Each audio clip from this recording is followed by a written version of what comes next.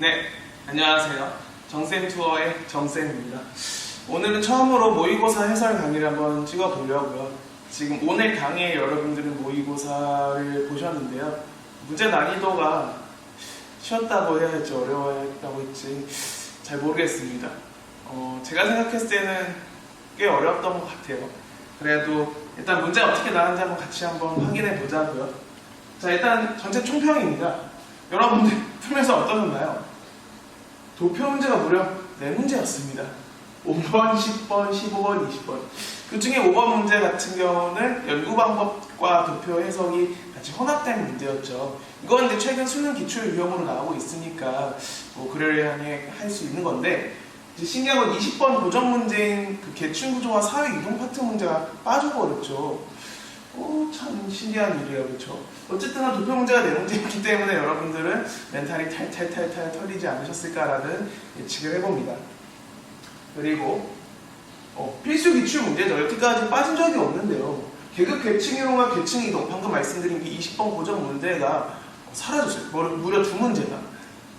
그러면서 이상한 지문 독해식 문제에 사회운동 이론이라고 하기엔 좀 애매한 지문 독해형 파트 17번 문제가 들어오게 됐죠. 과연 우리 수능에서 이렇게 또 출제가 될지는 의문이긴 한데요. 어쨌든 이번에 안 나왔다고 해서 이 파트를 버릴 수는 없죠. 우리 수능에 사실 이 파트가 다시 나온다라고 생각하고 접근을 하시는 게 좋을 것 같습니다. 이 2개의 주제 빼고 늘 나오던 주제들은 다 나왔더라고요. 그 다음에 제가 생각했을 때 개념 문제의 전체적인 난이도는 굉장히 쉬웠습니다. 근데 도표 문제의 테러 때문에 여러분들이 몸통 진짜 혼돈의 카오스를 겪지 않으셨을까. 문제 보자마자 이게 뭐야 도대체, 이걸 어떻게 이 30분 안에 풀라는 거야 하면서 여러분들 멘탈이 진짜 탈탈탈탈탈탈 털리셨을 텐데요. 제가 수험생이었어도 솔직히 30분 안에 풀 자신이 없었습니다. 문제가 악랄하더라고요. 그래서 도표 문제를 이제 소거법으로 좀 풀 수 있게끔 문제를 내긴 했는데, 이 문제의 난이도를 떠나서 도표 문제 4문제를 이렇게 직면했을 때 수험생들이 겪는 데미지는 엄청날 거라고 예상이 되거든요. 그래서 예상 등급 컷이 굉장히 낮지 않을까라고 예상을 해봅니다. 근데 제가 봤을 때는 여러분들이 솔직히 온라인 수업 체제로 바뀌면서 공부 많이 안 하셨잖아요. 공부 열심히 하는 친구도 별로 없을 거거든요. 정신 차리라고 평가하면서 빡세게 된 것 같고요. 이제 9월 수능 때는 평년에, 내년에 그 난이도를 따라가지 않을까라는 게 제 조심스러운 예측입니다. 알 수는 없지만요. 어쨌든 우리 수능 문제들이, 수능이 아니죠. 6월 평가 문제들이 어떻게 나는지 한번 천천히 뜯어봅시다. 자, 1번 주제는 자연현상과 사회문화현상을 비교하는 문제입니다. 우리 수능 1번 고정 문제죠. 제가 수업 때 말씀해 드린 적이 있는데요. 이 자연현상과 사회문화현상을 구분하는 구분 기준이 있습니다. 이 둘을 구분하는 기준은요, 주체가 사람이 아니냐로 구분을 하십시오. 주체가 사람이면 무조건 사회문화현상이고요. 주체가 사람이 아니면 자연현상이에요. 우리가 알고 있는 그 4가지 특성들 있잖아요. 그걸로 따지려고 하지 마세요. 그런 걸로 따지다 보면 헷갈리고 더 어렵습니다. 근데 지금 제가 적어드린 이 주체가 사람이냐 아니냐로 구분을 하시면 제일 명확하고요. 하지만 이제 여기 예외가 존재함에 여러분들이 주의를 하셔야 되는데, 주체가 사람임에도 자연현상으로 분류되는 게 2가지가 있었습니다. 그건 바로 질병과 호르몬. 질병과 호르몬과 관련된 현상은요, 주체가 사람이지만 자연현상에 해당합니다. 그래서 이 부분을 주의하시고 문제를 한번 접근해 보겠습니다. 자, 보니까 지문이 쫙 나와 있는데, 기억을 보니까 지형적 특성으로 물이 잘 빠지지 않고 오랜 시간 정체되면서 형성된 습지에 사람이 한 게 있어요, 없어요? 아무것도 없습니다. 그냥 자연적으로 형성된 습지라고 하니 기억은 당연히 자연현상이 되겠네요. 간단하죠? 그 다음에 계절마다 빛깔을 달리하는 수풀이네요. 사람이 이 빛깔을 다르게 한 게 아니죠. 그냥 지 마음대로 이 스프레이 색이 바뀌고 있는 겁니다. 그럼 얘는 자연스럽게 자연현상이 되겠죠. 그 다음에 세 번째, 삭, 고니 등 평소 보기 힘든 동물을 담아낸 영상을 감상할 수 있다. 담아낸 것도 사람이 한 거고요. 감상도 사람이 하겠네요. 그럼 자연스럽게 이거는 사회문화 현상이 되겠군요. 간단하죠? 나 여기 개화가 잘 되지 않아 100년 만에 피는 꽃이라고 불리는. 자, 이렇게 부르는 건 누가 하는 거다? 맞습니다. 사람이 하는 거잖아요. 그래서 리을은 사회문화 현상이 되는 겁니다.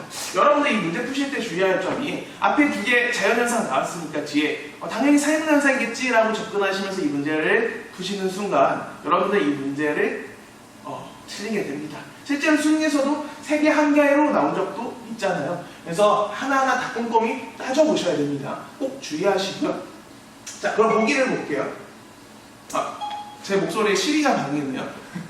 자, 어쨌든 자, 기역과 같은 현상은 니은 현상과 달리, 즉 자연현상은 자연현상과 달리, 자, 동일한 현상을 묶어놓고 달리라고 했으니 이건 당연히 1번 답이 될 수 없겠죠.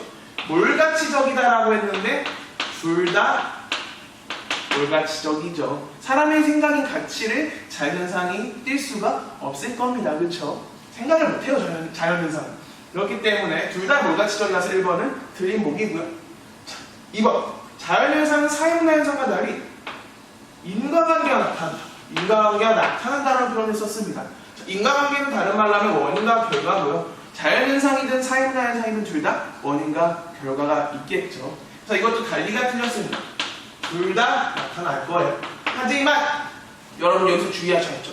인과관계가 명확한 건 누구였죠? 맞습니다. 자연현상입니다. 왜? 자연현상은 예외가 존재하지 않으니까.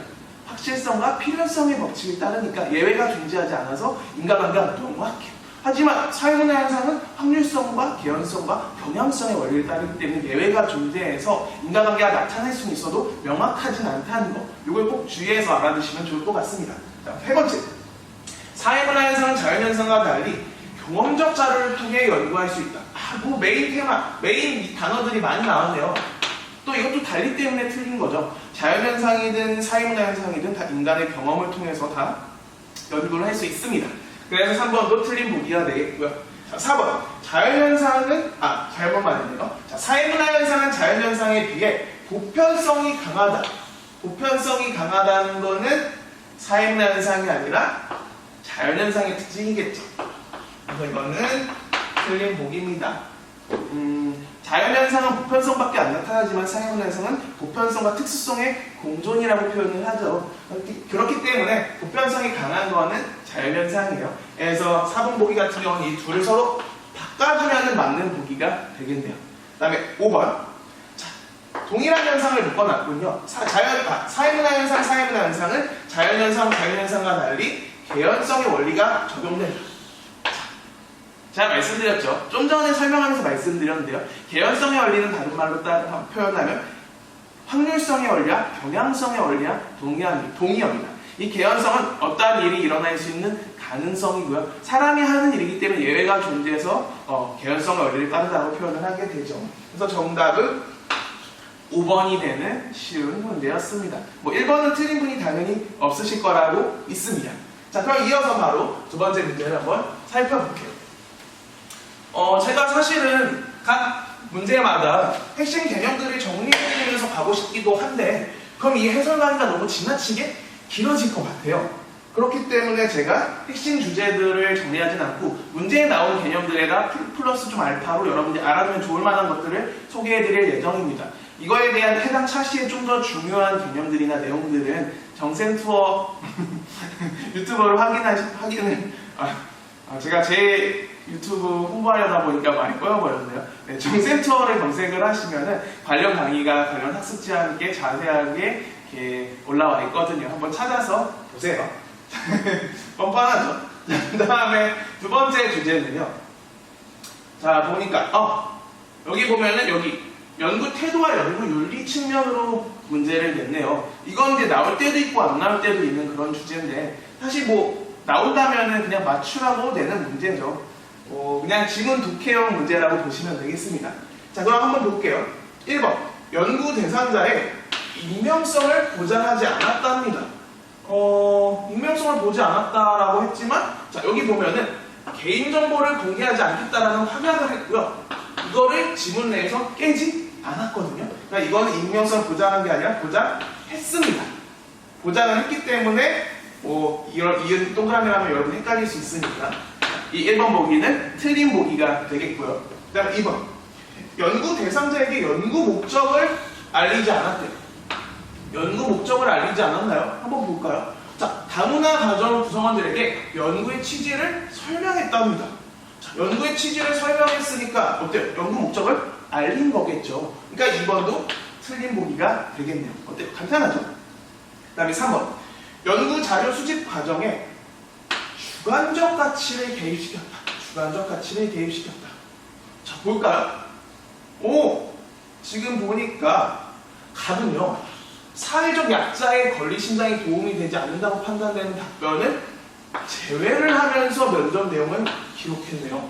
어때? 자료를 수집하는 과정에서 연구자 답의 주관적 가치가 반영이 됐나요? 안 됐나요? 반영됐죠. 그러니까 정답은 3번이 되는 쉬운 문제입니다. 자, 4번. 연구 결과에 대한 반증 가능성을 수용하지 않았다 합니다. 반증 가능성을 수용하지 않았나요?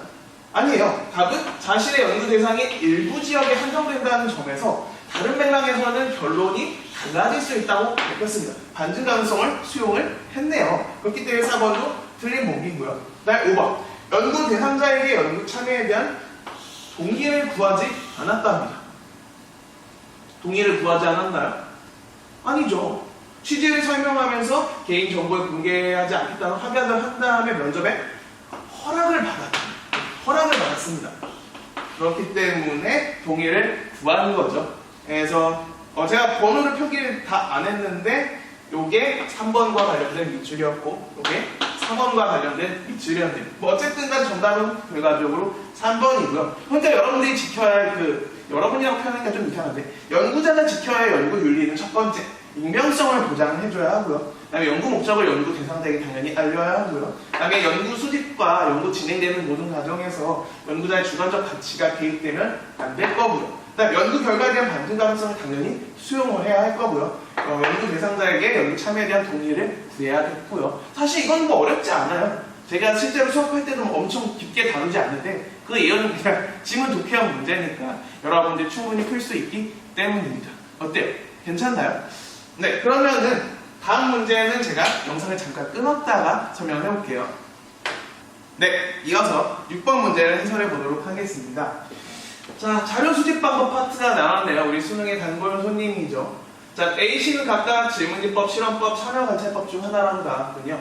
자, 봅시다. 답은 유아기 아동의 자기 중심적 행동을 연구하기 위해서 A를 활용했는데 땡땡 유치원에 5개월간 직접 머무르면서 원생들의 상호작용하는 상황을 상세하게 기록을 했답니다. 머물렀다는 건 직접 눈으로 보고 관찰을 했다는 거잖아요. 그러니까 답이 사용한 A는 참여 관찰법이 되겠네요. 간단하죠? 그다음 두 번째, 을은 땡땡 공장에서 조명의 밝기와 작업 생산성에 미치는 효과를 연구하기 위해서 B를 활용했다는데요. 한 집단은 기존보다 밝은 조명. 자, 조명의 밝기가 작업 생산량에 미치는 효과를 알아보는데 한쪽 집단은 밝은 조명을 밝게 해줬고요. 다른 집단은 기존과 동일한 조명을 바꾸지 않았네요.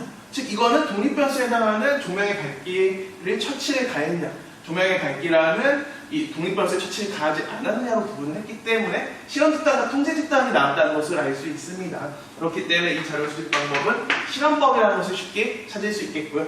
그럼 병은 땡땡시에 방문한 관광객을 대상으로 재방문에 영향을 미친 요인을 조사하기 위해서 C를 활용했는데 관광객 중 무려 1,500명을 무작위로 선정을 했네요. 일단 인원수가 많으니까 질문지법일 것 같은데라고 일단 감을 잡으시고요. 사전에 설계는 문항에 대해서 응답을 했답니다. 문항에 대한 응답은 질문지법의 대표 키워드 중 하나죠. 그래서 A, B, C는 각각 참여관찰법, 실험법, 질문지법에 해당하겠고요. 그럼 보기를 봅시다. 참여관찰법은 실험법에 비해 실제성이 높은 생생한 자료를 확보하기 용이하다. 실제성과 생생한 자료는 무슨 자료 수집 방법의 대표 키워드죠? 맞습니다. 참여관찰법의 대표 키워드. 왜? 눈으로 보면서 직접 관찰을 할 수 있으니까 라이브, 굉장히 실제성이 높습니다. 그리고 생생한 자료를 그대로 눈으로 관찰할 수 있겠죠. 정답 1번이에요. 너무 쉽죠? 그러니까 도표 문제가 4문제 나온 이유는 이렇게 개념 문제를 쉽게 냈기 때문이긴 합니다만 그래도 회의적이네요, 그 문제는. 어쨌든 같이 이어서 봅시다. 자, B. 실험법은요. 질문지법에 비해 자료 수집 상황에 대한 통제 정도가 약하대요. 통제 정도가 약할 리가 있나요? 통제 정도가 강하죠. 그래서 수능에서 나왔던 표현 중에 하나가 실험법은 인위적 조작의 정도가 높다라는 표현을 씁니다. 즉, 통제 정도도 높다는 거죠. 반대로 이 인위적 조작의 정도가 가장 낮은 자료 수집 방법은 참여관찰법이 된다는 것도 기억을 해두시고요. 그 다음에 3번. 질문지법은 참여관찰법에 비해 구조화된 자료를 수집하기 어렵답니다. 질문지법의 대표 키워드, 우리 수능에서 나왔던 표현에 비유자면 이 질문지법은 구조화되고 표준화된 도구라는 표현을 씁니다. 즉, 구조화된 자료를 수집하기 어려운 게 아니라 쉽겠죠, 질문지법은. 그렇기 때문에 3번은 틀린 보기가 되겠고요. 자, 4번. 실험법은 참여관찰법, 질문지법과 달리 연구 대상자와의 정서적 교감을 중시한다. 즉, 레포 형성을 중시하는 건데요. 이거는 면접법의 특징이 되겠네요. 관련이 없겠군요. 5번. 참여관찰법 그리고 실험법은 질문지법과 달리 방법론적 이론론에 기초한 연구에 주로 사용이 된답니다. 자, 방법론적 이론론은 양적 연구를 말하는 거예요? 질적 연구를 말하는 거예요? 이건 바로 질적 연구를 말하는 겁니다. 방법론적 이론론이란 우리가 1번 문제에서 배운 자연현상과 사회문화현상이 서로 다르다고 보는 거예요. 그래서 자연현상을 연구하는 방법도 따로 하나 필요하고 또 사회문화현상을 연구하는 방법도 따로 하나 더 필요하겠네요. 방법이 두 개. 그래서 방법론적 이론론입니다. 이게 맞는지 모르겠는데 저는 항상 수업 때 이런 식으로 쉽게 설명해줘요. 맞겠죠 당연히. 그 다음에 어쨌든간 그래서 이 질적 연구에서 주로 사용하는 게 참여관찰법이랑 실험법이래요. 아니죠. 자, 질적 연구에서 주로 사용하는 자료 수집 방법은 두 가지가 있습니다. 면접법과 참여관찰법이고요. 반대로 양적 연구에서 주로 사용하는 자료 수집 방법은 실험법과 질문지법이 있죠. 그다음에 문헌연구법은 맞습니다. 둘 다 사용해요. 양적 연구든 질적 연구든. 근데 만약에 여기에 A는 B, C와 달리라고 하면 이 5번은 맞는 보기인데요. 만약에 여기 A에 문헌연구법이 포함된다면 이 5번 보기는 또 틀린 보기가 돼버립니다. 왜? 이 주로라는 단어 때문이에요. 문헌연구법은 주로 어떤 특정 양적 연구나 질적 연구에서 사용하는 게 아니라 어느 연구에서든 모두 사용할 수 있기 때문에 이 주로라는 단어가 들어가는데 문헌연구법을 넣어버리는 순간 이 5번 보기는 성립이 안 됩니다. 그래서 사회문화 어차피 다 말장난이잖아요. 그래서 이런 말장난에 걸리지 않도록 주의를 하시는 게 필요할 것 같고요. 어쨌든 정답은 1번이 되는 문제였습니다. 자, 그 다음에 다음 문제를 한번 볼게요.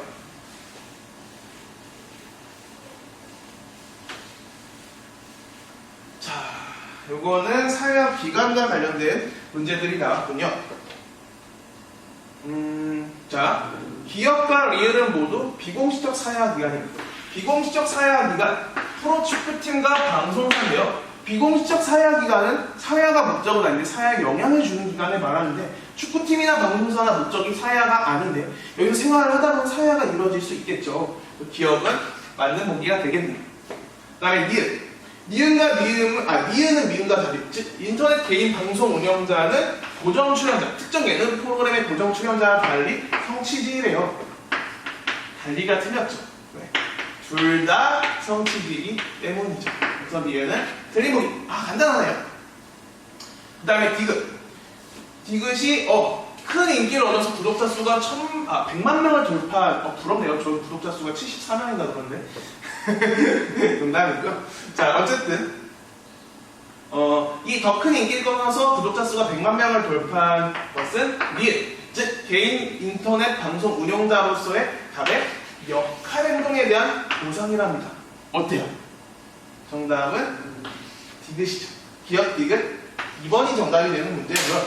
이제 여기서 여러분들이 주의하셔야 할 점이 역할에 대한 보상과 역할 행동에 대한 보상을 구분을 할 줄 아셔야겠죠. 역할은 특정한 지위에서 기대되는 행동 양식이고요. 역할 행동은 그 기대되는 행동 양식을 구체적으로 수행한 겁니다. 자, 기대되는 역할에 보상을 해줘야 할까요? 구체적으로 수행한 행동에 대해서 보상을 해줘야 할까요? 당연히 구체적으로 수행한 행동에 대해서 보상을 해줘야겠죠. 또 사회문화 수능에는 정말 많이 나오는 표현 중 하나인데 역할 행동에 대한 보상이 맞는 표현이라는 거 중요한 표현이라는 걸 다시 한번 기억을 해두시고요. 자, 리을을 보니까 비읍. 지금 고민인데 해외 지도자 연수로 떠날지 방송인에 걸어갈지를 고민하는 건데 이거는 두 가지 이상의 지에서 서로 다른 역할이 동시에 요구되는 갈등 상황이 아니라 그걸 이제 역할 갈등이라고 하는데 이거는 그 역할 갈등과 전혀 관련이 없고 단순한 뭐다? 단순한 심리적 고민에 해당한다. 그래서 리을은 틀린 보기입니다. 그래서 정답은 기억 디귿 2번이라는 걸 다시 한번 확인할 수 있고요. 하나의 팁을 드리자면 역할 갈등은 우리 수능에서 맞는 표현으로 나온 적이 거의 없어요. 최근 기출 중에 한 문제가 2018년인가 한 번 딱 맞는 보기로 나왔던 것 같아요. 정확한 연도는 기억이 안 나는데 딱 한 번 정도 최근에 맞는 보기로 나오고 나머지는 거의 다 심리적 고민이었어요. 단순한 심리적 고민. 그래서 역할 갈등이 나왔으면 일반적으로 그냥 심리적 고민일 것 같은데 라고 생각을 하고 접근하라고 문제를 푸셔도 크게 문제가 없을 것 같네요. 자, 그 다음에 8번 문제를 한번 살펴볼 건데 왠지 느낌이 시간이 또 약간 끊길 것 같은 느낌이라서 8번 문제는 여기서 잠깐 끊었다가 다시 해설을 하도록 하겠습니다. 네, 제가 자꾸 끊어서 가서 의아하실 텐데 제가 지금 캠코더반이나 DSLR 카메라로 찍고 있는데 동영상 길이랑 용량 제한으로 이게 너무 오래 찍으면 이 영상이 저장이 안 되더라고요. 그래가지고 제가 불가피하게 이렇게 자꾸 영상을 끊었다가 하는 점 양해를 부탁드리겠습니다. 자, 그러면 우리 대표 주제죠. 사회문화상을 바라보는 관점이네요. 즉 기갈상을 떠올리시면 되겠습니다. 자, 흥부전이라는 주제를 가지고 기갈상을 노렸네요. 그래서 저는 이번 문제들이 좀 재밌다고 생각을 했어요. 문제 내시는 분들이 고민을 좀 많이 하신 것 같아요. 자, 한번 봅시다. 어쨌든 답은요. 일을 해서 돈을 벌 생각보다는 신세 한탄판에서 형에게 의존하려는 흥부와 달리 놀부가 부자된 것은 열심히 노력을 했고요. 돈을 아껴 쓴 행동에 대한 정당한 보상이랍니다. 이것은 또 당시의 사회 규범에도 부합한다고 생각을 하네요. 개인의 노력에 따른 타당한 보상이라고 표현을 했으니 이거는 기능론이라는 걸 쉽게 알 수 있겠고요. 그 다음에 을 같은 경우는 가부장제도 바로 나왔네요. 가부장적 사회 구조에서 놀부가 장난이라는 이유를 내세워서 아이의 흥부가 받을 재산까지 차지한 건 아닙니까? 그러면서 사회적 희소자는 모두 형에게 빼앗긴 흥부가 개인적 노력으로는 빈곤법하기 어려웠을 거라고 생각을 한답니다. 가부장제도로 이 흥부와 놀부의 관계를 설명했으니까 갈등론이라는 걸 쉽게 할 수 있겠고요. 병은 전 흥부가 형수로부터 밥풀이 묻은 주걱으로 뺨을 맞자 고맙다고 말하면서 다른 뺨을 내린 장면에 주목을 했다는 거예요. 장면, 즉 특정 상황에 주목을 했다는 거고요. 형수는 흥부를 내쫓기 위해 주걱을 휘둘렀지만 흥부는 배고픈 시동생에 밥을 주는 행위로 받아들였고 특정 상황에 따른 뭐가 달라진 거예요? 맞습니다. 상황 정의 의미고요. 해석이 달라진 거기 때문에 이건 상상론이라는 것을 쉽게 알 수 있겠네요. 각 관점의 키워드들은 지난 제 정쌤 투어 수업들을 보면 자세하게 나옵니다. 자, 그럼 볼게요. 기능론은요. 지배 집단의 이익을 대변하는 논리로 활용될 수 있다는 비판을 받습니다. 지배 집단의 이익을 대변하는 논리. 왜 보수적인 관점이니까 변화를 싫어하잖아요. 정답은 1번. 이거 개념 문제가 이렇게 쉬웠어요. 그래서 도표 문제를 4문제를 낸 거예요. 그래서 도표 문제 4문제는 너무 심하다 이 말이죠. 네, 같은 말을 몇 번 하는지 모르겠어요. 어쨌든 을을 보니까요. 갈등론인데요. 갈등론의 관점은 사회 각 부분들이 상호 의존적인 관계를 맺는다. 상호 의존 관계로 보는 건 기능론이죠. 그래서 이건 답이 될 수 없고요. 3번. 상상론의 관점은 사회문화 현상을 거시적 측면에서 설명한다.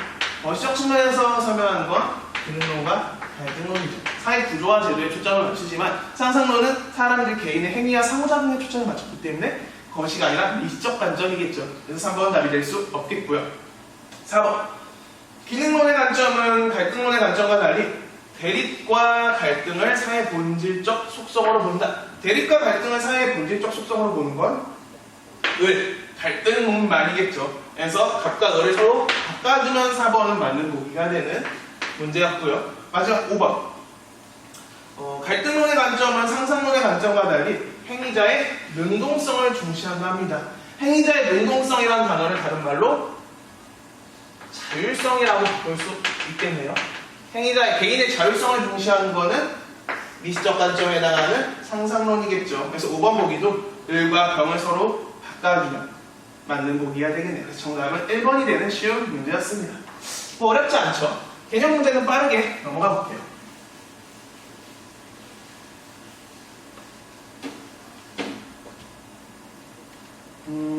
그 다음에 9번 문제는요. 일탈행동 파트인데요. 전 이 문제도 꽤 재밌다고 생각을 했습니다.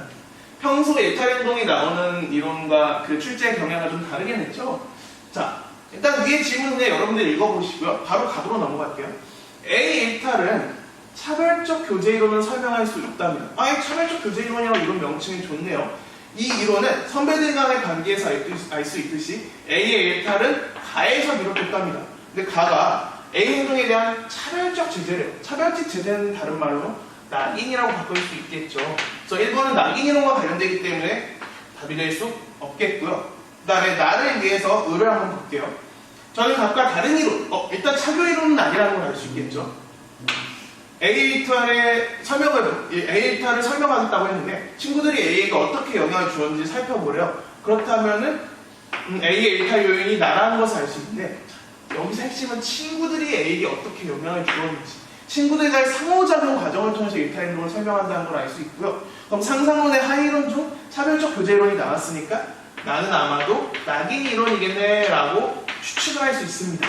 그리고 교사의 말로 다시 한번 확실하게 판단을 할 수 있는데 답을 모두 잘 설명했는데 A 일탈이 가에서 비롯되었다고 생각하는 점은 모두 두 학생이 모두 동일하답니다. 즉 동일한 관점에서 갑과 을을 설명할 수 있다는 걸 다시 한번 캐치할 수 있겠네요. 자, 그럼 맞아 보기를 볼게요. 나는요 문화적 목표와 제도적 수단의 괴리라고 표현했습니다. 자, 이 목표와 수단의 괴리로 아노미 상태를 정의한 학자는 맞습니다. 아노미 이론 중에 머튼이죠.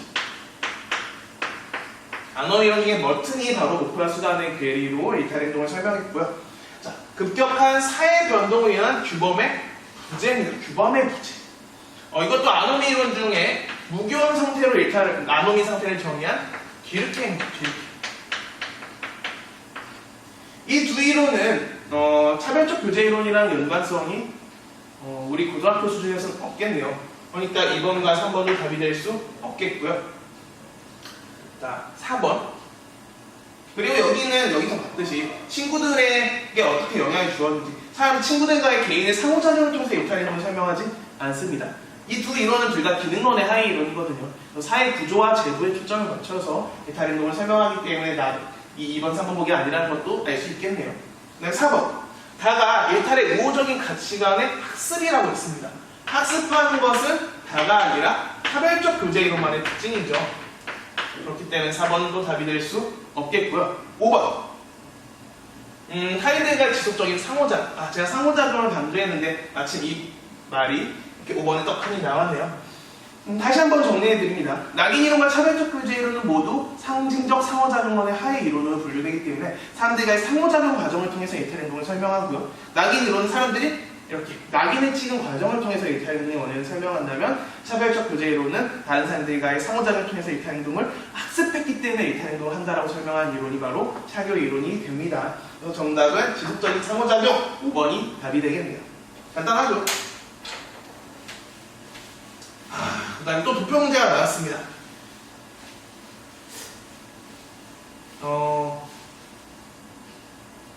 시간상 불안할 것 같지만 그래도 한번 쭉 이어서 해설을 해볼게요. 시간 안 모자라겠지? 찜찜합니다. 그냥 한번 더 자를게요. 네, 그럼 이어서 한번 설명을 해보겠습니다. 자, 이런 도표 문제 여러분들 좀 곤란하시죠? 하지만 도표 문제에도 다 방법이 있습니다. 천천히 한번 따라보고요. 자, 성불평등 양상을 경제 및 정치 차원에서 각각 대표한 두 가지 지표로 측정을 한다고 하네요. 자, 한번 그러면 하나하나 뜯어봅시다. A국은 T년에 비해서 T 플러스 20년에 근로자의 성별 평균 임금 격차가 증가했답니다. 자, 그리고 성별 평균 임금 격차라는 단어를 줬네요. 자, 성별 평균 임금 격차는 여기 보면은 남성 대비 여성의 임금 비율이라는 단어가 나왔는데 이게 바로 남성 근로자의 평균 임금 대 분의 여성 근로자의 평균 임금 곱하기 100이라고 첫 번째 별첨에서 단서를 줬어요. 자, 그러면 이 자료를 가지고 여러분들이 해석을 하시면 되는 건데요. 자, A국이니까 요놈을 보면 돼요, 요놈. 그리고 요놈을 보면 되는데, 자, 일단은 A국의 T년을 보면요. 자, 근로자의 성별 평균 임금 격차를 보기 위해서 남성 대비 여성 임금 비율을 제가 볼 거거든요. 남성 대비 여성 임금 비율. 이걸 보니까 대충 정확하진 않지만 50% 정도로 남아있네요. 그러니까 이때 T년의 남성 근로자의 평균 임금을 100으로 본다면 여성의 평균 임금은 50일 거고요. 여기다 곱하기 100을 했을 때 여기 나와 있는 수치인 50이 나오게 되겠죠. 자, 근데 이거랑 T 플러스 80년을 비교할 거예요. T 플러스 80년. T 플러스 20년이군요. 뒤에 문제랑 제 연도를 헷갈렸네요. 착각했습니다. 자, 보면은 이 남성 대비 여성의 임금 비율을 T 플러스 20년에서는 100으로 줬어요. 100. 여기 보면 100%인 걸 알 수 있죠. 그럼 이 말은 여기 100분의 50이 여기 보이는 것처럼 남성 근로자의 평균 임금, 이게 분 목값이고요. 분 작값은 여성 근로자의 평균 임금이거든요. 이 말은 이게 100이라는 것은 남성 근로자와 여성 근로자의 평균 임금이 어떻다는 거예요? 서로 같다는 거잖아요. 자, 그러면은 여성 근로자의 임금이 50이었다가 남성 근로자, 여성 거로자의 임금이 서로 같아졌다는 것은 남녀 성별 평균 임금 격차가 증가했다는 걸 오히려 감소했다는 거예요. 당연히 감소했다는 거죠. 그래서 기억은 틀린 복입니다. 자, 이런 식으로 가시면 돼요. 그 다음에 니은 비국은 T년에 비해서 T 플러스 20년에 여성 의원 비율이 낮아졌대요. 이런 보기 사실 잘 안 내는데 맞는 보기로 냈더라고요. 볼까요? 비국의 여성 의원 비율은 요거예요. 요 수치인데 제가 대략적으로 38% 정도로 대충 추론을 했어요. 이렇게 대충 가는 잡아서 숫자를 썼습니다. 근데 여성 의원 비율이 T 플러스 20년의 비국은 대충 18%입니다. 즉 38%에서 18%로 낮아졌다는 거예요. 여성 의원 비율이 낮아졌으니까 니은은 맞는 보기죠. 자, 이 도표 문제에서 여러분들이 주의하셔야 할 점은 비율을 줘놓고 수를 묻는 경우와 비율을 줘놓고 그대로 비율을 묻는 경우가 있습니다. 자, 비율을 줬는데 비율을 물었을 때 그냥 눈에 보이는 수치로 여러분들이 판단을 하시면 되고요. 여기 주어진 값이 비율인데 수를 물었으면 여러분들이 어떤 숫자를 대입해서 계산을 하셔야 된다는 겁니다. 니은은 계산할 필요 없이 맞는 보기네요. 어쨌든 기억이 틀린 보기니까 1번, 2번 답이 될 수 없고 니은이 맞는 보기니까 5번은 틀린 보기가 되겠군요. 소거법으로 가자고요. 도표 문제는. 그 다음에 디귿. T년에 비해 T 플러스 20년의 여성 근로자의 평균 임금은 여성 근로자의 평균 임금을 물었습니다. 그러니까 요거를 우리가 구할 수 있으면 되겠죠. 이 임금은 A국이 B국보다 많이 증가했답니다. A국이 B국보다 많이 증가했다. 한번 따져볼게요. 자, 이거는요, 여러분들 어떻게 보시면 되냐면 A국은요, T년에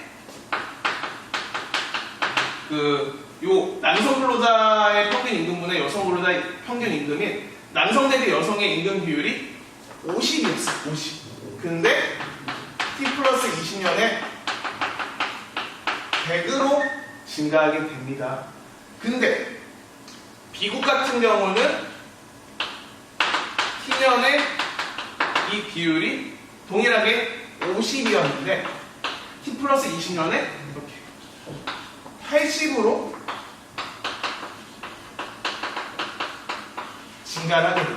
자, 같은 기준치에서 여기 보면 이렇게 높이가 같잖아요. 얘도 50이라는 걸 알 수 있는데, 자, 50에서 100으로 50이 무려 증가했고요.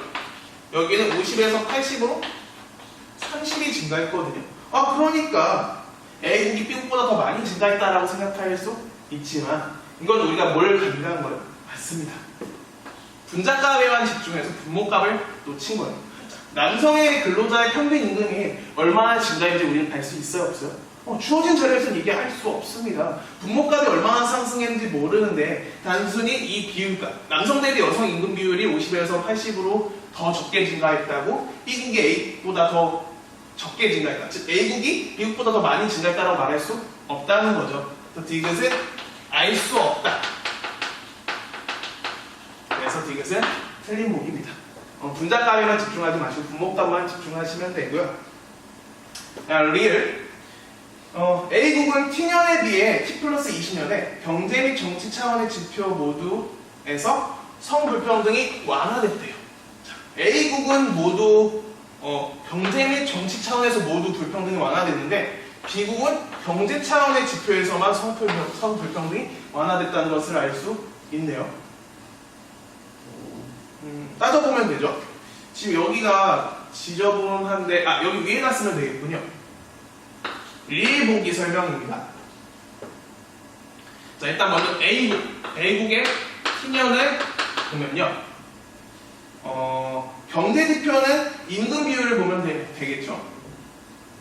T년에 50에서 T 플러스 20년에 100으로 이렇게 이 남성 대비 여성의 임금 비율이 상승했어요. 이 말은 경제 측면에서의 여성 성 불평등이 완화됐다는 거고요. 자, 이거는 이제 경제 측면입니다. 그 다음에 정치 측면을 보면요. T년에는 여성의 의원 비율이 대략적으로 20%네요. 근데 T 플러스 20년에는 정확한 수치는 알 수 없지만 38%라는 걸 알 수 있습니다. 즉 T년에 20에서 T 플러스 20년에 38% 정도로 어때요? 정치적인 불평등 정도도 더 완화됐죠. 여성 의원 비율이 늘어났으니까. 그래서 일단 이 앞에 중간 지점까지는 맞는 표현이에요. 그 다음에 비국을 보죠. 이게 다 적힐지 모르겠는데 비국을 좀 판서가 지저분함을 양해해 주세요. 자, 비국 같은 경우는 경제 측면이 50에서 80으로 30이 증가했으니까 경제적인 측면에서 여성의 불평등을 감소했습니다. 50에서 80으로. 하지만 정치 측면은 어때요? 비국이 정치 측면은 T년에 38%였거든요. 근데 오히려 T 플러스 20년에 18% 정도 오히려 떨어지게 됩니다. 그러니까 경제적 측면에서만 성불평등이 완화됐고 정치적 측면에서는 성불평등이 오히려 더 심화됐죠. 그럼 리을은? 맞는 표현이네요. 그래서 정답은 디귿 리을. 니은 리을이네요. 말을 잘못했습니다. 니은 리을이니까 정답은 3번이 되는 문제예요. 왔다. 어렵죠? 근데 뭐 사실 도표 문제는 원래 어렵잖아요. 해설도 오래 걸립니다. 근데 일단은 이 도표 문제를 풀 때 여러분들이 주의하셔야 할 점은 별첨에는 꼭 그 문제를 푸는 주 단서들이 다 들어가 있어요. 그래서 별첨에 뭘 주었는지를 여러분들이 꼭 파악을 하시고 비율값을 줬을 때 수를 물었는지 비율값을 물었는지 여러분들이 또 정확하게 분별하시면 도표 문제는 어느 정도 쉽게 접근하실 수 있지 않을까라고 생각이 듭니다.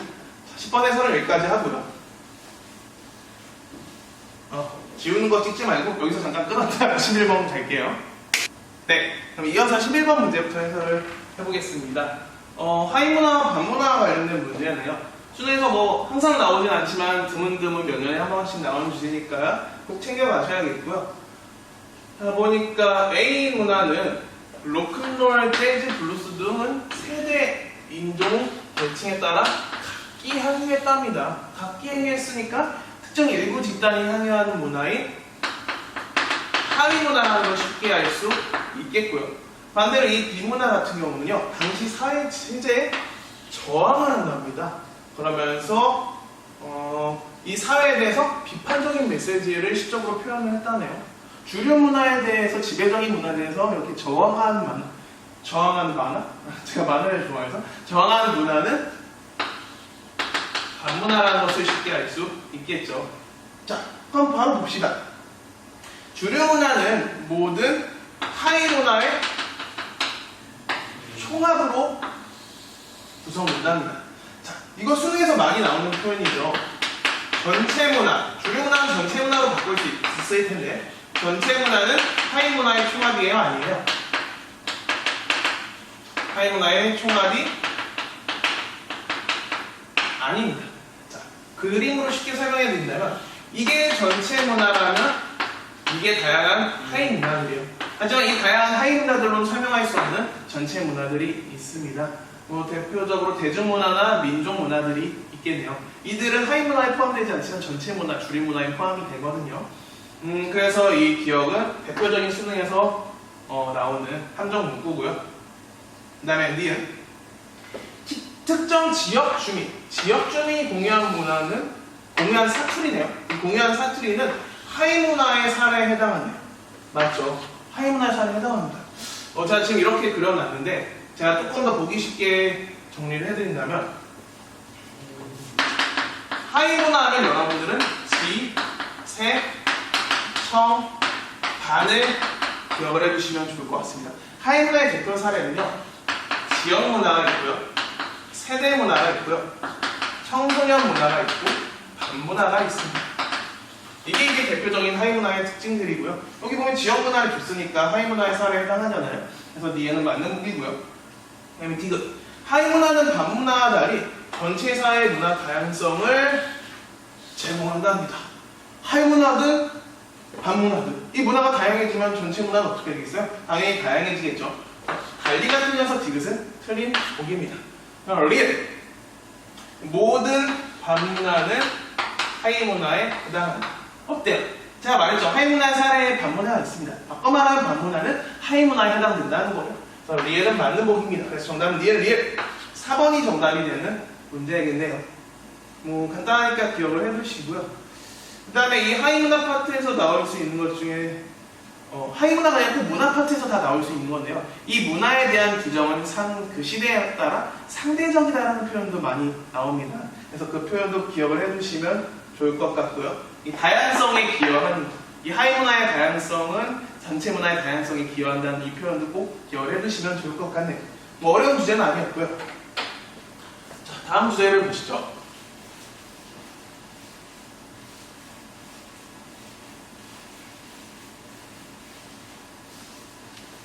이거는 이제 문화 변동의 양상과 요인에 대한 문제네요.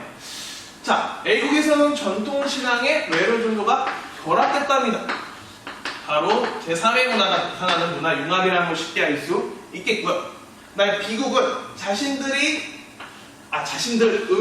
을을 정복한 이민족의 강요에 의해서 그들의 문자를 사용하게 되면서 우리의 문자를 상실해버렸네요. 이런. 이거는 강제적 문화적 변화에 의한 문화 동화가 되겠군요. 간단하죠? 그 다음에 C. 나무를 이용해 이전에 어떤 활을 만들어 사용했다. 이거는 1차적 발명의 사례가 되겠고요. 그리고 이 활의 원리에서 아이디어로서 현악기를 만들었다. 이건 2차적 발명이 되겠네요. 1차적 발명은 기존에 없었던 새로운 물건을 만들어내는 거고 2차적 발명은 기존에 있었던 걸 응용해서 새로운 걸 만들어내는 겁니다. 또 다른 새로운 걸. 그래서 활이 1차적 발명의 대표 사례고 현악기가 2차적 발명의 대표 사례인 건 수능 기출을 통해서 우리가 쉽게 알 수 있죠. 대표 사례들은 꼭 기억해 두시는 게 의미가 있을 것 같고요. 자, 기억을 볼게요. A국에서는 문화 동화이 문화 융합인데요. 그러니까 기억은 틀린 거. 다음 니은. B국이니까 B국에서는 강제적 문화적 변화, 그렇죠. 강제적 문화적 변화에 의한 문화 동화가 나타났습니다. 니은 맞는 보기고요. 디귿. C국에서는 내재적 요인에 의한 문화 변동이 나타났다. 내재적 요인에는 뭐랑 뭐가 있죠? 맞습니다. 발명과 발견이 있는데 발명에 의한 문화 변동이 나타났기 때문에 디귿 맞는 보기. 정답은 3번이 되는 쉬운 문제고요. 리을. BC국에서는 A국과 달리 문화 융합이 나타났다. 이게 뭔 소리야? A국이 BC국과 다르게 문화 융합이 나타났으니까 리을은 틀린 보기. BC가 A를 서로 바꿔주면 맞는 보기가 되겠네요. 자, 제가 지금 개념 문제 굉장히 빠르게 했는데요. 빠르게 한 이유가 있어요. 문제는 안 이유가 없대요. 너무 쉽죠. 그래서 그렇습니다. 일단 근데 이 파트에서 여러분들이 알아두셔야 할 거는 문화 융합과 문화 병조는 고유문화와 외래문화의 정체성이 모두 유지된다는 거고, 일단 문화 동화는 고유문화의 정체성이 사라진다는 거. 사실 이 표현이 수능에서 제일 많이 나오는 표현이죠. 그래서 이것들을 기억을 해두시면 될 것 같고요. 자, 그 다음에 13번 문제를 한번 볼게요.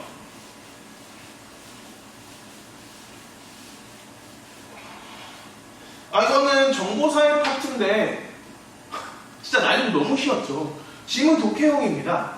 자, 17세 친구는 이 전자주문 방식 편한데 어르신, 71세 어르신은 몇 번 와도 주문하기 어려워서 힘들다라고 이렇게 불만을 표현했고요. 나에서는 비싼 요금제에 가입했더니 어디서든 마음껏 영상을 볼 수 있다면서 병 22세는 아주 좋아하는데 반대로 정 22세는 가난한 친구라 비용 부담 때문에 저렴한 요금제 썼더니 용량 걱정돼서 인터넷 검색조차 겁난다면서 정보를 아무 데서나 검색 못한다면서 이렇게 걱정하고 있어요. 그러니까 이 말은 여기서 이제 중요한 건 공통적인 거거든요. 가나에서 공통적으로 추론할 수 있는 정보사의 문제점이니까 정보사의 접근 및 이용, 접근과 이용에서 어때요? 격차가 발생하고 있죠. 이용에서 할머니와 어린 친구 간의 격차가 발생하고 있고요. 또 접근 측면에서도 또 이용 측면에서도 나아서 돈 많은 친구와 돈 적은 친구가 격차가 발생하고 있죠. 정답은 1번입니다. 이거를 평가원에서 냈다는 게 좀 이해가 안 됩니다. 이거를 지금 아무튼 말을 아낄게요. 자, 그 다음에 2번 디지털 기술인 세대 간의 문화 간 격차, 세대 간 문화 격차를 확대시키고 있다는 것은 다만 해당하는 표현일 거고요. 그래서 공통적으로 추론한다는 이 표현이 키워진 거예요. 그 다음에 4번 정보기기 중독에 따른 사회적 부작용이 증가하고 있다. 뭐 그렇긴 한데 이거는 관련이 없죠. 그래서 3번 틀렸고요. 4번 자동화기기 도입 증가에 따라서 일자리가 줄어들고 있다. 이게 자동화기기니까 다량은 연간에 지을 수 있겠지만 나랑은 관련이 없죠. 5번 비대면적 사회관계가 확산되면서 인간 소외가 심화되고 있다.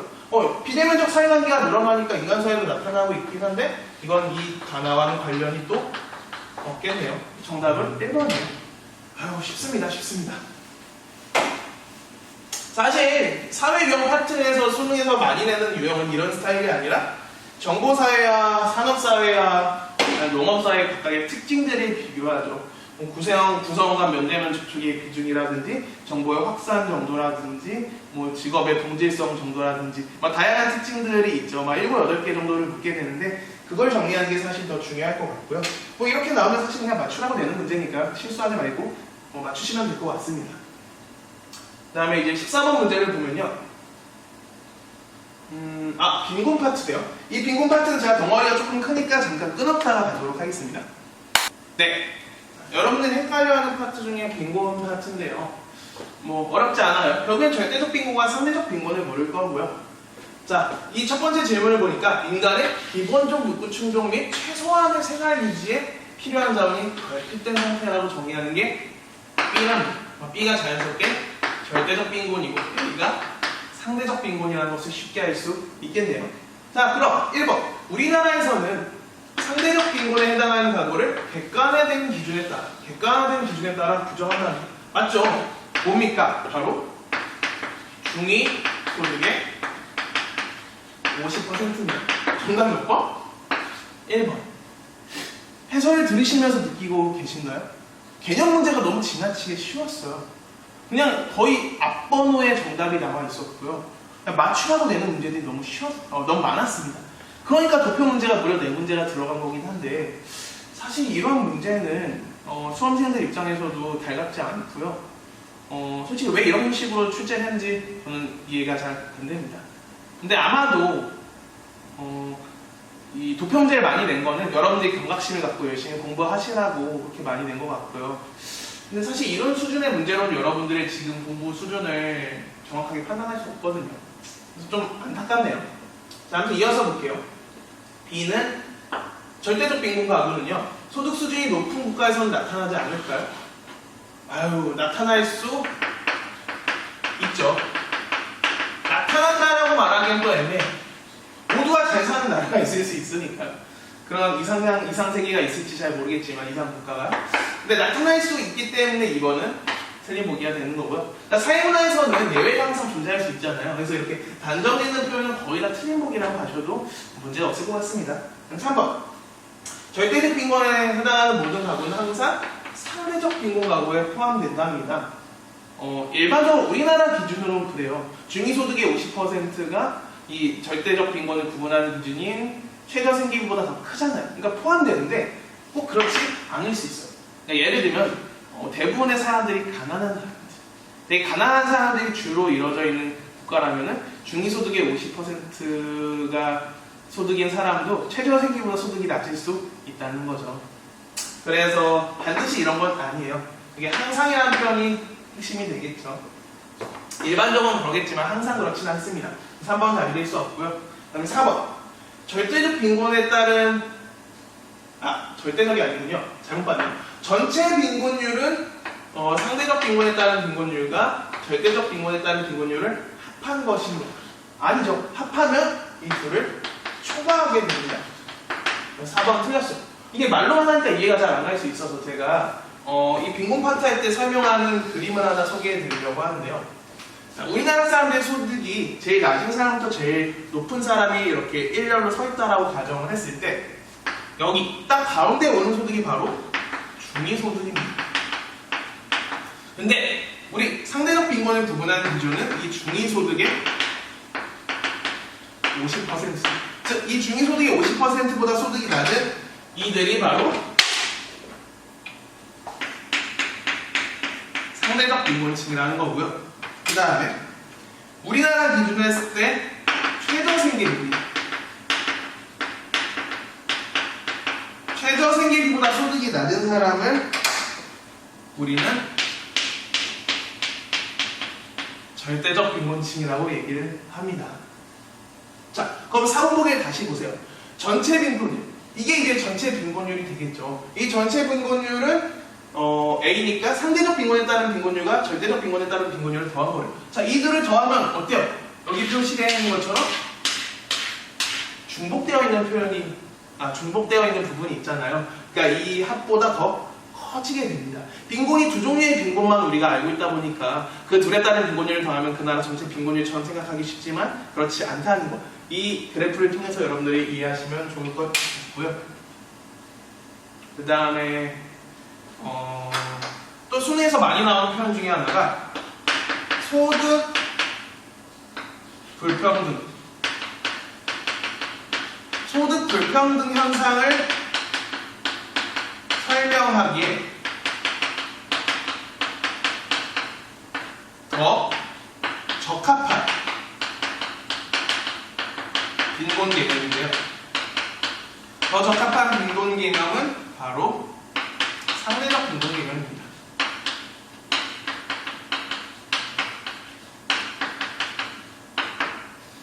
소득 불평등 현상 쉽게 말하면은 결국에는 빈곤층을 말하는 거라고 보시면 될 것 같아요. 이 빈곤층을 설명하기 더 적합한 개념이 절대적 빈곤이 아니라 상대적 빈곤이라는 건데요. 그 이유는 바로 여기에 숨어 있습니다. 자, 절대적 빈곤 개념으로는 절대적 빈곤보다 소득이 높지만 절대적 빈곤이라고 하면 안 되겠네요. 최저생계비보다 소득이 높지만 중위소득의 50%보다 소득이 낮은 사람, 즉 상대적 빈곤에만 해당하는 사람들을 설명할 수가 없거든요. 그렇기 때문에 소득 불평등 현상을 설명할 때, 즉 빈곤층을 설명할 때요. 절대적 빈곤을 설명할 수 없는 상대적 빈곤만으로 설명할 수 있는 이들을 설명하기 위해 상대적 빈곤 개념으로 소득 불평등 현상을 설명하게 됩니다. 그러니까 물론 절대적 빈곤도 소득 불평등 현상을 설명할 수는 있지만 더 적합한 게 상대적 빈곤 개념이라는 거예요. 그래서 요거를 기억을 해두시면 좋을 것 같고요. 갑자기 개념 강의를 조금 해버렸네요. 그 다음에 5번 가에는 상대적 박탈감의 발생 원인이 되는가가 들어갈 수 있답니다. 근데 상대적 빈곤은 얘고 절대적 빈곤은 아니래요. 절대적 빈곤이든 상대적 빈곤이든 둘 다 상대적 박탈감을 발생시킬 수 있는 원인이 될 수 있겠죠. 그래서 5번은 답이 될 수 없습니다. 그래서 정답은 1번이 되는 문제였어요.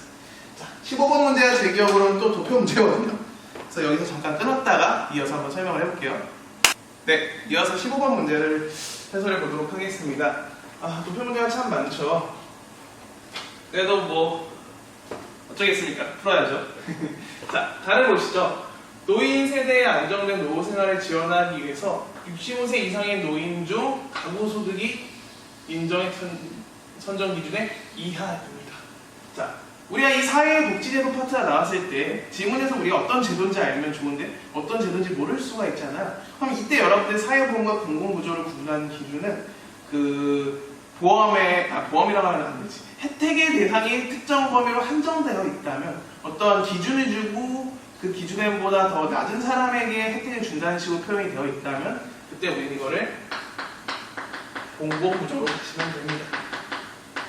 이거는 공공구조 중에 기초연금을 말하고 있고요. 혜택 대상이 뭔가 이렇게 한정되어 있는 표현이 나오면 공공구조인 거예요. 쉽게 말하면.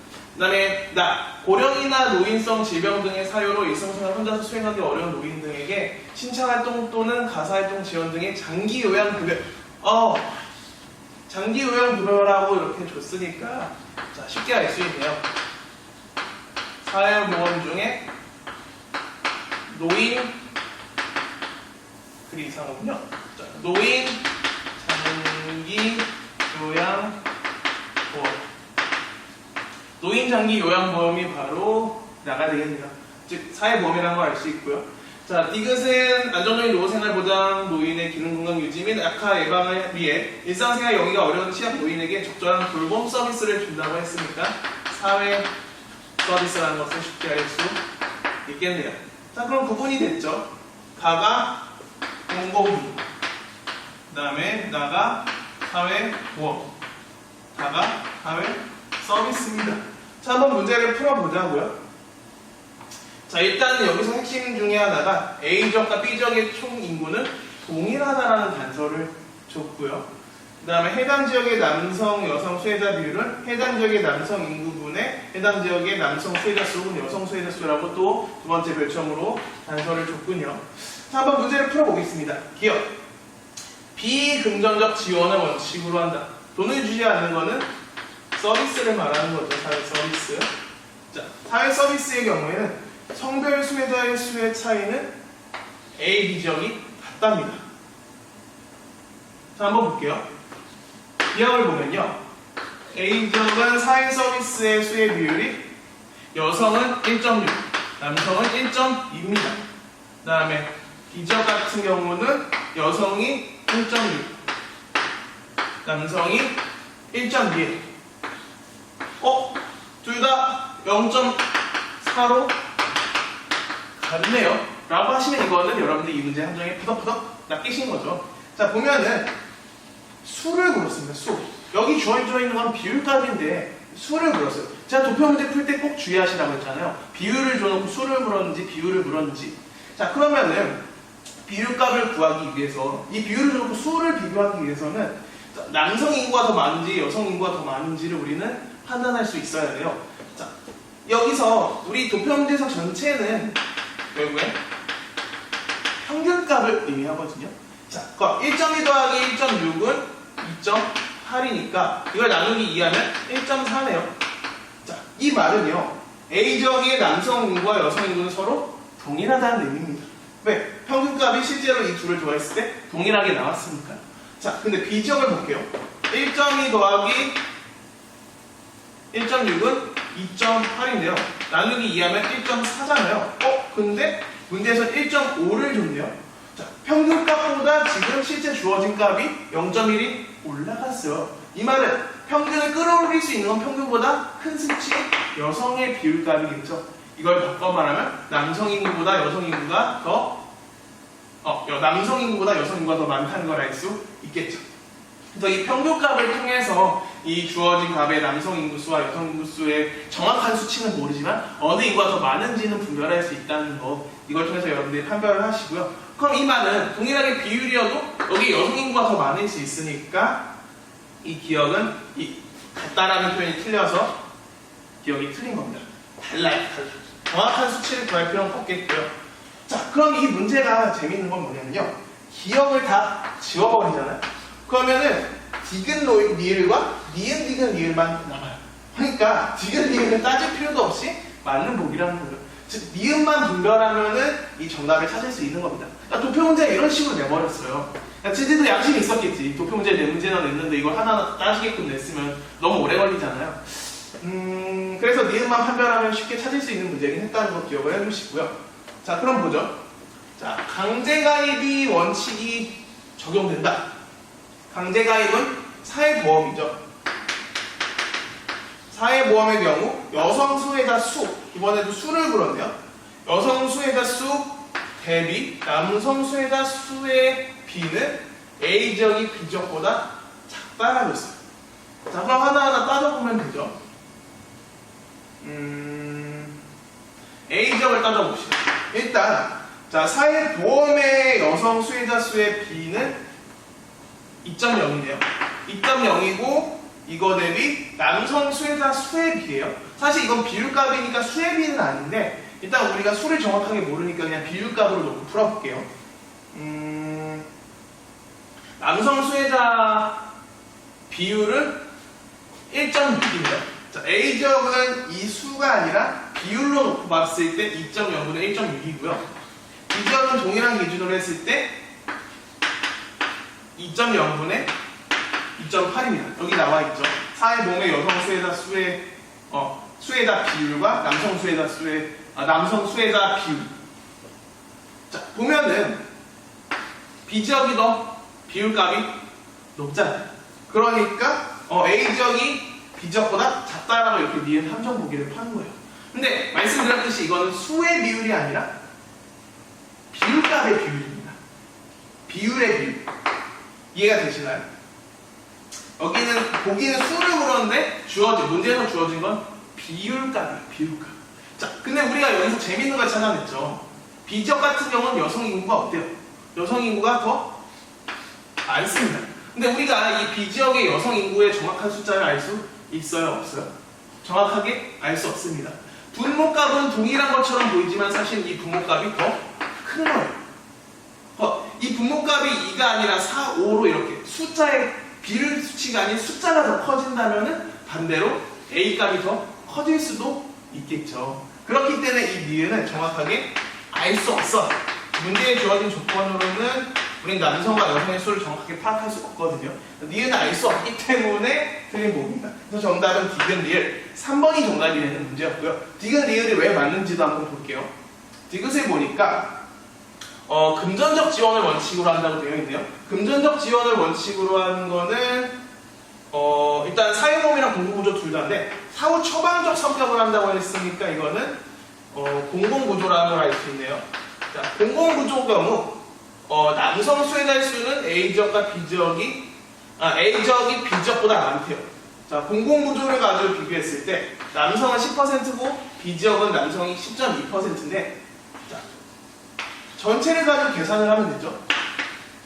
A지역과 B지역의 총인구수는 모두 동일하다고 단서를 첫 번째 걸쳐면서 줬습니다. 그럼 자, 100명으로 가정을 해볼게요. 100명 중에 전체는 2.8%입니다. 이거는 1000명으로 하는 게 더 계산하기가 쉽겠네요. 1000명 중 9.8%는 98명이고요. 이 98명 중에 A지역의 남성은 10%니까 98명. 9.8명이 되겠네요. 자, 근데 이게 A예요. 근데 B지역 같은 경우는 A지역과 B지역의 인구수가 동일하다고 했으니까 1000명 중에 전체가 9.6, 즉 96명입니다.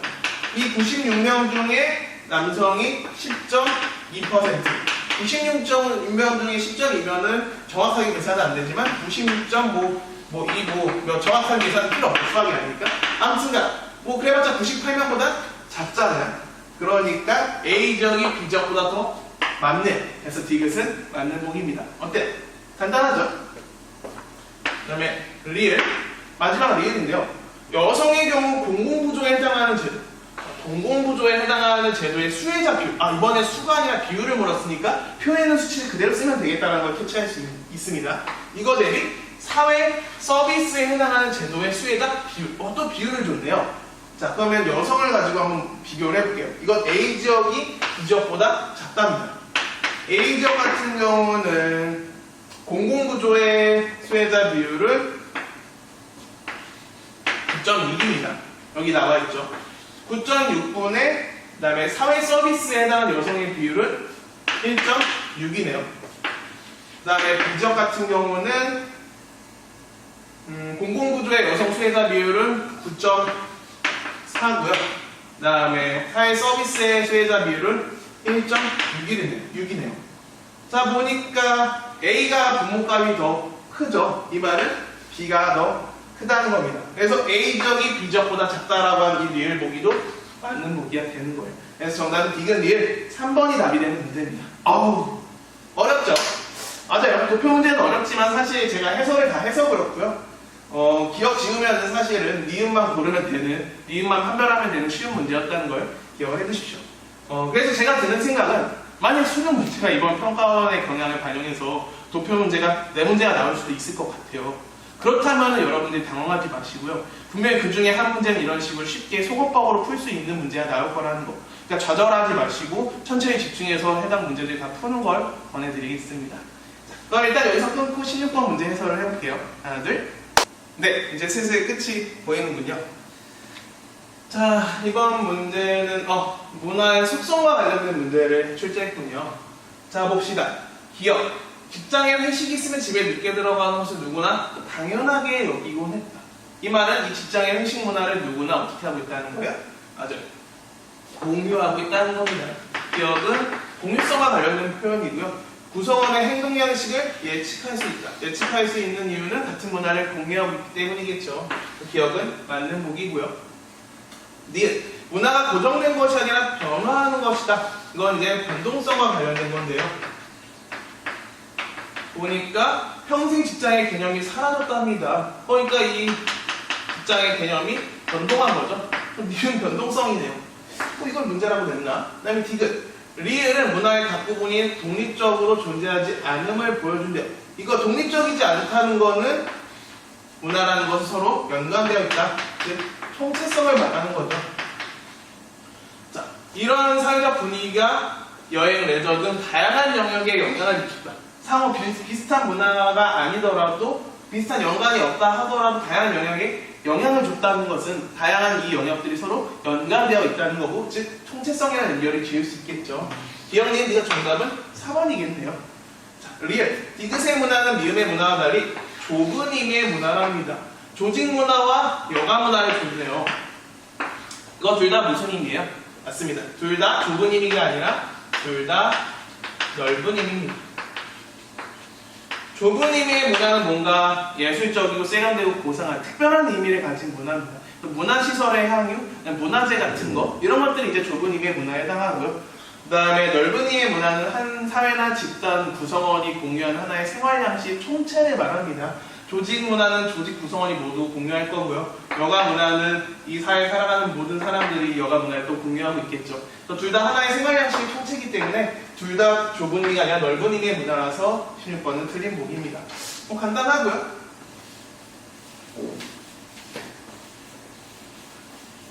그 다음에 17번 문제, 논란의 17번 문제가 될 것 같습니다.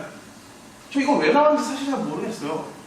사회문화의 이제 대학교 개론서 수준을 보면은 사회운동 이론 파트가 있는데, 사실 그거랑도 딱히 연결을 짓기가 좀 애매할 뿐만 아니라 그 내용은 사실 우리 교과서 수준, 우리 수능 범위를 벗어나거든요.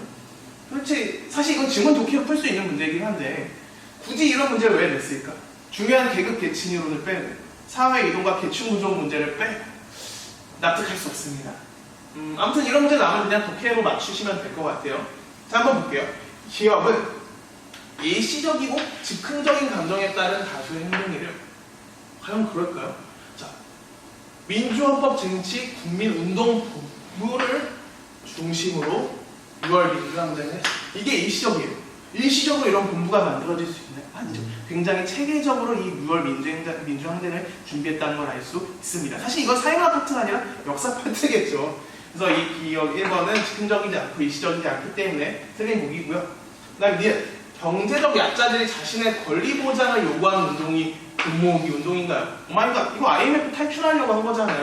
그러니까 이거는 전혀 이번과 관련이 없습니다. 틀렸고요. 3번, 기업은 니은과 달리 기존의 사회 질서를 유지하려는 다수 행동이다. 기업은 어떻게 사회 질서를 유지하는 거예요? 이 기존의 사회 질서를 엎으려고 6월 민주항쟁을 한 건데요. 지금 이 독재 정권에 반대하면서 일종의 직선제 요구를 수용하면서 헌법이 개정되기 위해서 대통령 직선제로 바꾸면서 헌법 개정을 요구하기 위해서 이런 6월 민주항쟁을 펼쳤으니 기존의 사회 질서를 유지하려는 행동이 아니겠죠. 그래서 3번은 당연히 답될 수 없고요. 자, 4번, 니은 기업과 달리 사회의 근본적 모순을 드러내고 권력 구조를 변화시킨 거다. 이거는 당연히 6월 민주항쟁이 되겠네요. 4번 틀렸고요. 자연스럽게 5번 정답이겠네요. 기업 니은은 모두 뚜렷한 목표와 체계적 활동 계획을 바탕으로 한 다수의 행동이라네요. 그렇죠. 독립정권에 반대하면서 직선제 수용을 요구하는 그런 목표를 가지고 운동을 6월 민주항쟁을 했고요.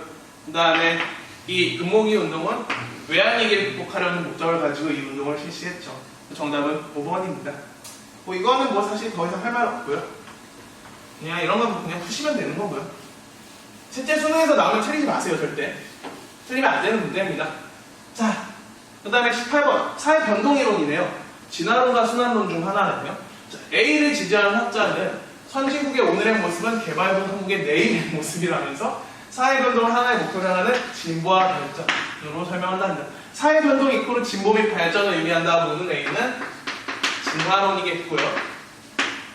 그 다음에 B는 자연스럽게 순환론인데 사회 변동을 늘 발전을 의미하는 것은 아니다. 즉 퇴보할 수도 있고 그 다음에 소멸할 수도 있다는 거죠. 모든 사회 변동이 반드시 같은 방향으로 진행되는 것은 아니라는 점을 지적한 즉 진화론을 깠네요. 그래서 자연스럽게 B는 순환론이라는 것을 알 수 있겠고요. 자, 진화론은 사회 변동이 주기적으로 동일한 과정을 반복한다고 봅니다. 이건 A가 아니라 순환론이죠. 순환. 동일한 과정은 생성, 성장, 쇠퇴, 소멸의 과정을 말하는 거죠. 이렇게 순환에 비유하면 순환론이 되는 거예요. 기억은 틀렸고요. 진화론은 사회가 이전보다 복잡하고 분화된 모습으로 변동한대요. 복잡 및 분화가 바로 진화를 의미합니다. 그래서 니은은 맞는 보기가 되겠고요. 디귿. 순환론은 사회 변동을 서구 중심적 사고에 바탕을 두어 설명한다. 서구 중심적 시각을 진화론이었죠. 그래서 디귿은 틀린 보기. 리을. 순환론은 미래 사회 변동 방향을 예측하기가 어려워서 역동적으로 대응도 곤란하다는 비판을 받는 거예요. 즉 우리가 살아가는 이 한국 사회가 지금 도대체 생성인지 성장인지 쇠퇴인지 소멸의 단계인지 알 수 없다는 겁니다. 물론 생성은 지났겠지만 지금 성장하고 있는지 쇠퇴하고 있는지 알 수 없으니까 앞으로의 변동 방향을 예측할 수 없어서 대응도 곤란하겠죠. 이게 바로 순환론의 대표 표현 중 하나죠. 그래서 정답은 니은 리을 4번이 정답입니다. 진화론 순환론도 알아두셔야 되겠고요. 이거는 어렵지 않죠. 그 다음에 근대화론과 종속이론도 알아두셔야 한다는 거 세트맨이니까 같이 알아두시고요. 자, 19번 문제 마지막 개념 문제네요. 자, 개인과 사회의 관계를 바라보는 이게 키워드입니다.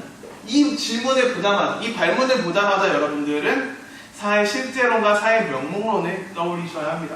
제가 실제로 수업 때 2002 축구 사례로 이렇게 설명을 하는데 제 수업 사례와 거의 비슷한 사례가 나와서 솔직히 약간 놀랐어요. 어쨌든 자, 팀보다 위대한 선수는 없습니다. 저는 탄탄한 조직력과 체계적인 팀 전술 훈련을 강조했고 이 배구는 결국에 단체 경기라고 말합니다.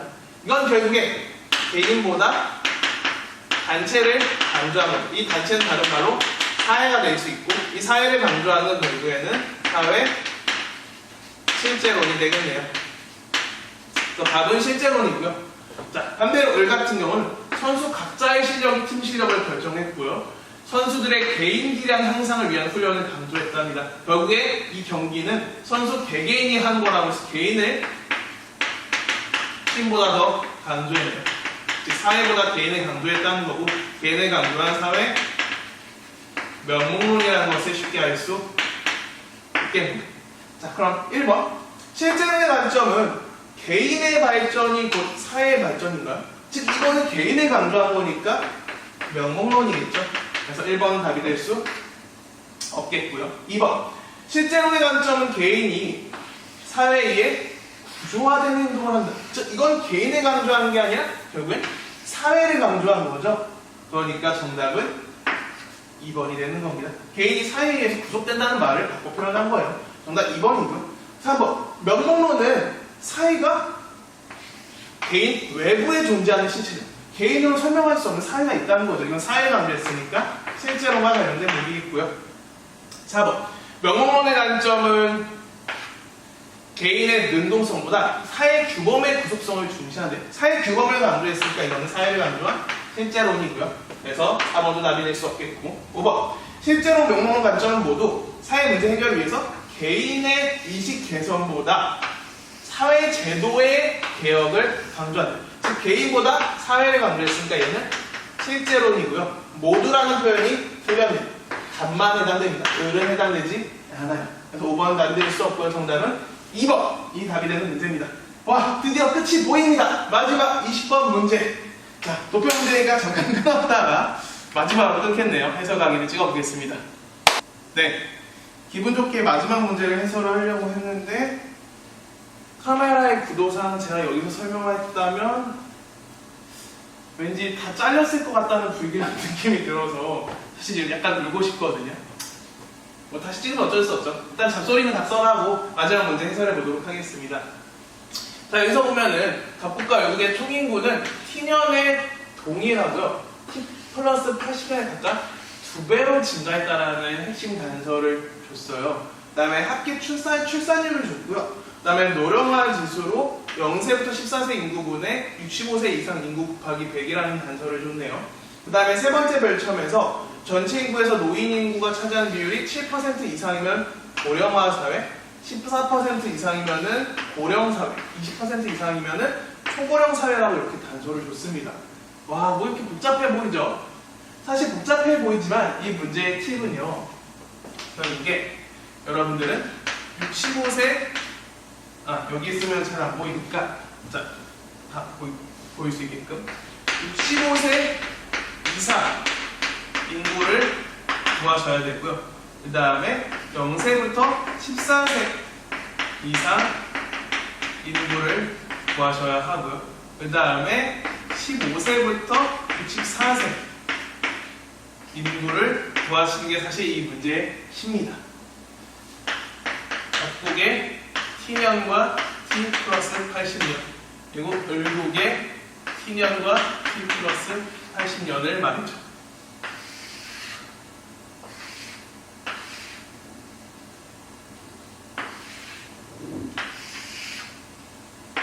그래서 사실 20번 문제 고전 문제인 계층이동과 계층구조와 사회이동 파트가 안 나오고 이런 파트가 나온 거는 좀 의아하긴 하지만 이건 어떡하겠습니까? 우리가 풀어야죠. 자, 한번 살펴볼게요. 갑자기 방향을 바꾸니까 굉장히 어색하군요.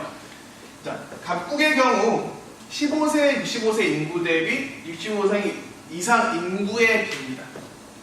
인구의 비는 T 플러스 80년이 T년보다 크다라고 하네요.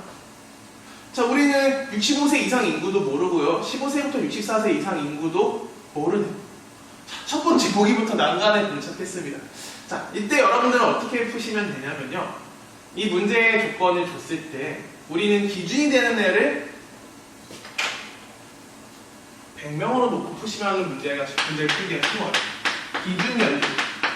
기준연도의 인구수를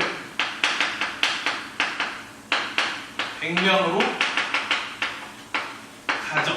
대부분의 도표 문제는 마찬가지예요. 100명이나 1000명처럼 딱 떨어지는 숫자로 문제를 이렇게 가정을 해놓고 문제를 접근하면 좀 쉽게 풀 수 있거든요.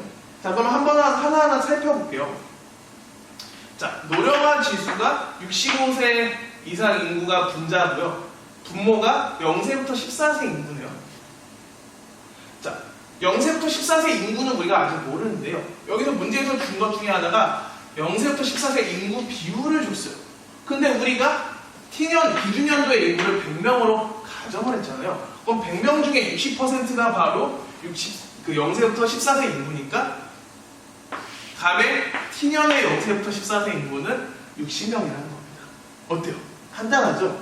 자, 거기서 우린 또 뭘 캐치해야 되냐면 노령화 지수가 바로 이 0세부터 14세 인구, 즉 60명분의 65세 이상 인구거든요.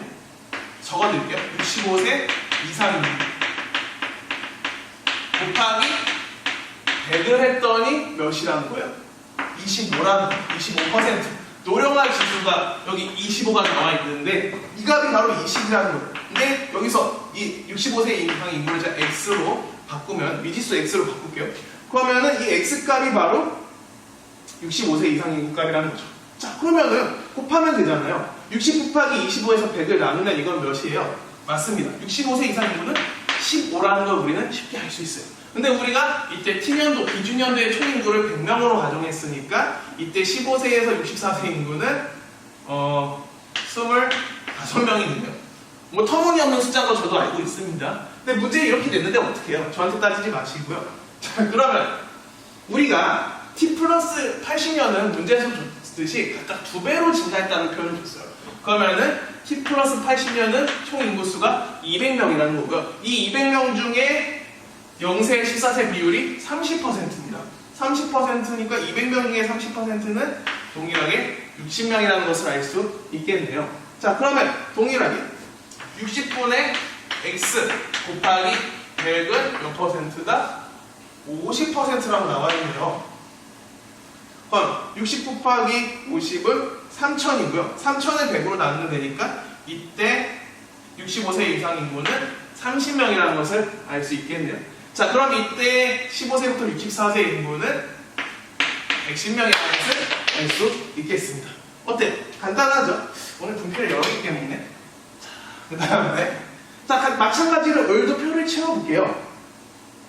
자, 을도 동일하게 T년도의 인구수는 100명입니다. 100명 중에 이 전체 인구에서 이 0세부터 14세 인구는 50%니까 50명이라는 것을 쉽게 알 수 있고요.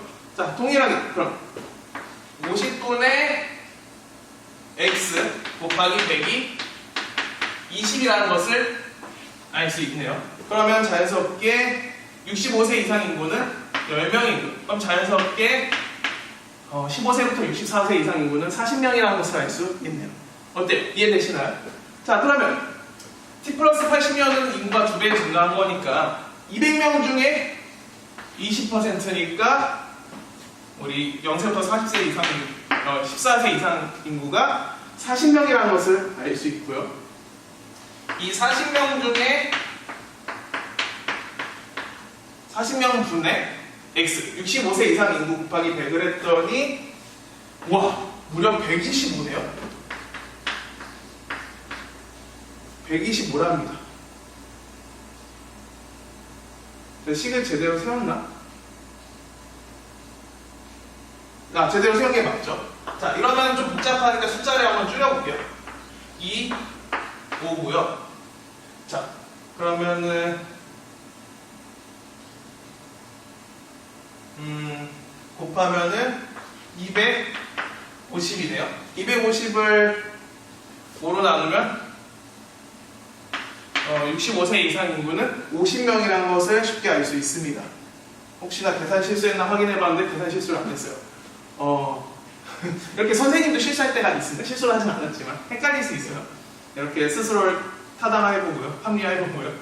자연스럽게 15세부터 64세 인구는 110명이라는 걸 알 수 있습니다. 어때요? 이해되시나요? 이 식을 가지고 이렇게 이 표를 채워 넣었어요. 자, 이 표를 채워 넣었으니까 이제 기억, 니은, 디귿, 리을을 판별할 수 있겠죠. 자, 표를 보고 한번 접근해 볼게요.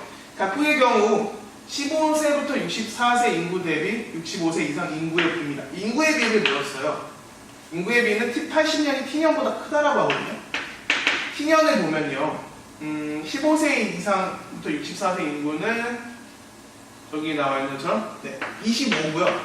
25분의 65세 이상 인구니까 15고요. 그 다음에 T 플러스 80년은 보자. 15세부터 65세니까 110분의 플러스 80에 65세 이상 인구니까 30이네요. 자, 이거 뭐 계산할 필요가 있나요? 당연히 T년이 더 크죠. 그러니까 T 플러스 80년이 더 크다고 했으니까 틀린 건 더 작습니다. 그래서 1번은 틀린 보기고요. 다음 2번. 열극의 경우 T년에 비해 T 플러스 80년에 65세 이상 인구가 증가한 원인은 출산율 감소라고 했네요. 자, 보죠. 열극의 경우 T년에 비해 T 플러스 80년이 65세 이상 인구가 증가했다라고 하거든요. 65세 이상 인구가 증가하긴 했는데 이게 출산율 감소라고 말할 수 있어요? 출산율이 감소하면은 이게 인구가 증가하니까 노령화 지수는 올라갈 수 있겠죠. 하지만 출산율 감소라고 단정 지을 수 없습니다. 이건 알 수 없고요. 뭐 예를 들면은 평균 수명의 연장?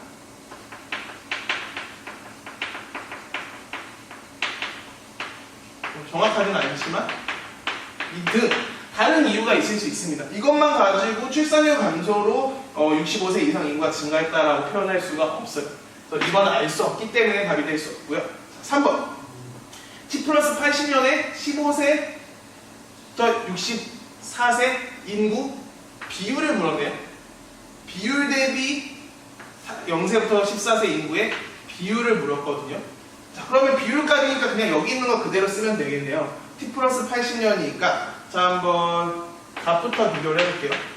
값 같은 경우는 15세부터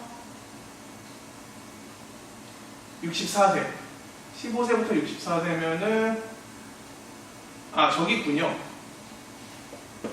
저기 보니까 25%로 제가 구해놨네요. 기준연도가 우리가 인구수가 100이니까 저기 있는 수치를 그대로 써서 25%라고 써도 되겠습니다.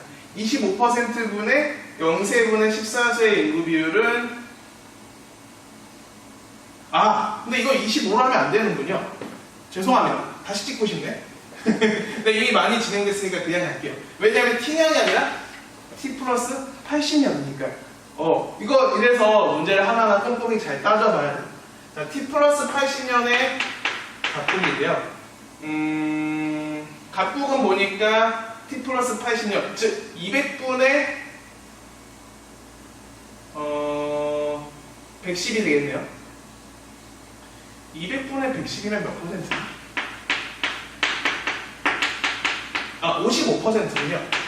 55%분의 그 다음에 0세부터 14세 인구 0세부터 14세 인구 비율이니까 30이네요. 여기까지 멀리하네요. 55분의 30이고요. 외국 같은 경우는 t 플러스 80이니까 200분의 동일하게 110이죠. 그러니까 여기도 분모값은 55로 동일하겠네요. 55분의 0세부터 14세 인구 비율 20입니다. 그러면은 값이 더 크니까 일국이 각국보다 더 크다고 해서 3번은 틀렸네요. 일국이 각국보다 작습니다. 뭔가 조금 허술한 해설이네요. 마음에 안 들어. 하지만 이해는 되셨죠? 그 다음에 4번 t년과 t 플러스 80년 비교했을 때 일국은 각국과 달리 고령화 사회에서 초고령 사회로 변화했대요. 자, 그러면은 세 번째 별점에서 전체 인구에서 노인 인구가 차지하는 비율이 7%, 14%, 20%로 고령화, 고령사회, 그다음 초고령 사회로 나눴거든요. 그러면은 이게 지금 너무 많이 써져 있어서 지저분한데 제가 조금 지울게요. 지워서 여러분들이 보기 좋게 4번을 해설해 보면은 자, 일단 t년을 보세요. t년은 전체 인구가 100명이에요. 100명 중에 이제 65세 이상 인구는 15입니다. 15니까 이게 각국이거든요. 각국 같은 경우는 t년이 15%고요. 그다음에 t 플러스 80년은 총 인구가 전체 인구가 200명이라고 아까 가정을 했어요. 200명 중에 30이니까 곱하기 100을 하면 동일하게 15%예요. 둘 다 15%예요. 즉 각국 같은 경우는 15%니까 둘 다 고령화 사회예요. 자, 각국은 둘 다 고령화 사회라는 것을 알 수 있고요. 그 다음에 외국 같은 경우는 t년은 100명 중에 40명이니까 40명이 아니라 10명이군요. 10명이니까 10%고요. t 플러스 80년은 200명 중에 50명이니까 25%. 그러면 10%면은 14%보다는 작으니까 고령화 사회라고 써있군요. 고령화 사회고요. 그 다음에 t 플러스 80년은 25%니까 초고령 사회. 어때? 그러면은 4번에서 보면은 일국은 각국과 달리 고령화 사회에서 초고령 사회로 변한 게 맞잖아요. 그러니까 정답은 4번이 되는 거예요. 아까 해설하기 힘들군요. 그 다음에 마지막 5번. t년 대비 t 플러스 80년의 경우 각국과 일국 모두 0세부터 14세 인구 감소가 노령화 지수의 상승 원인이랍니다. 자, 보면은 t년 대비거든요.